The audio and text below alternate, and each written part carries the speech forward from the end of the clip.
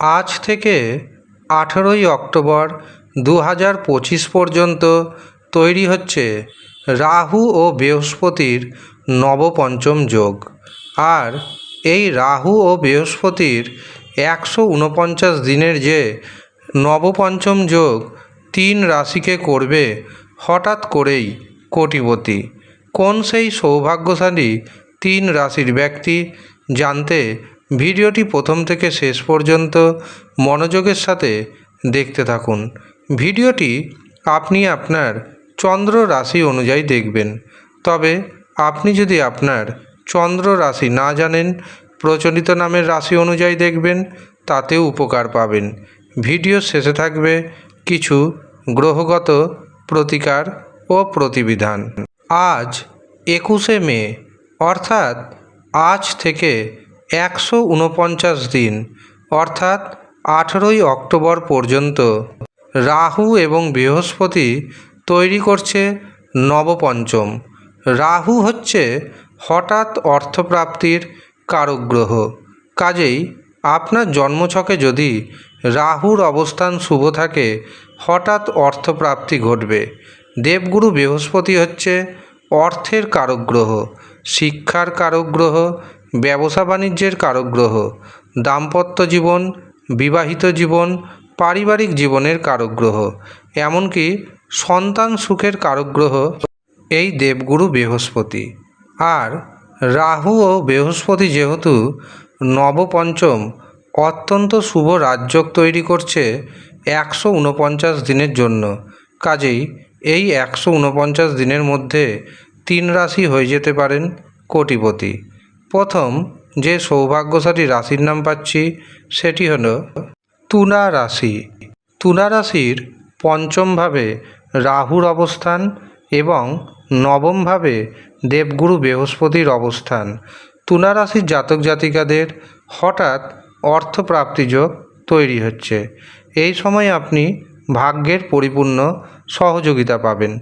যে সমস্ত কাজকর্ম আপনার আটকে রয়েছে, এই সময় চেষ্টা করুন সেই সমস্ত কাজকর্ম আপনার একে একে হয়ে যাবে। যারা চাকরি করছেন, চাকরিতে যে জটিলতা ছিল সেই জটিলতা কমবে। যারা বেকার রয়েছেন, বেকারদের চাকরি হবে। এই সময় আপনার মধ্যে অদ্ভুত ধরনের আত্মবিশ্বাস দেখতে পাচ্ছি। এর পাশাপাশি এই সময় ভাইয়ের সাথে সম্পর্ক যথেষ্ট মধুর হবে।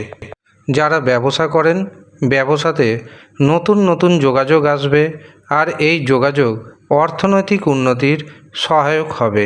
যারা উচ্চশিক্ষা করছেন, যারা গবেষণা করছেন, তাদের জন্য সময়টি যথেষ্ট শুভ।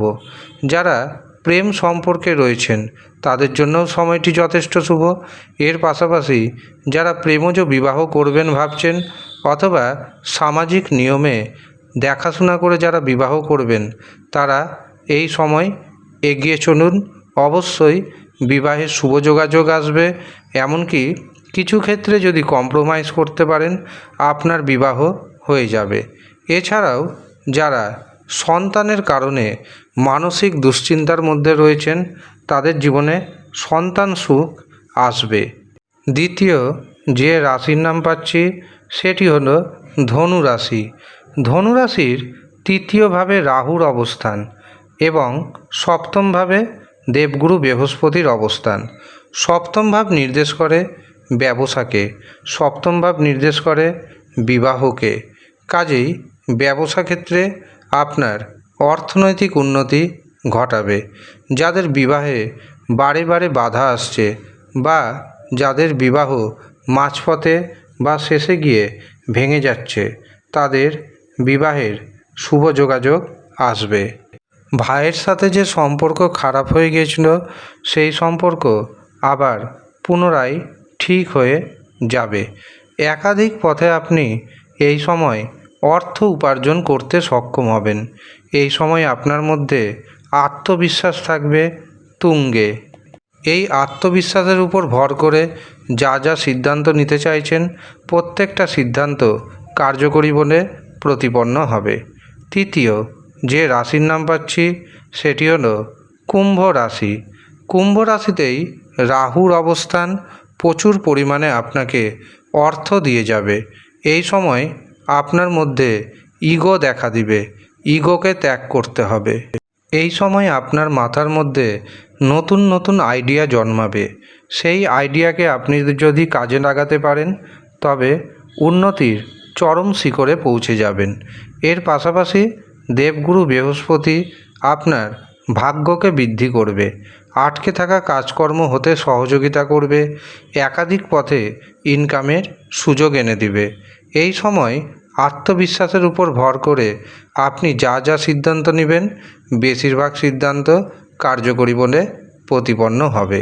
উপায় হিসাবে এই 3 রাশির জাতক এবং জাতিকাদের ওম নমঃ শিবায় এই মন্ত্র প্রতিদিন 108 বার করে জপ করা উচিত।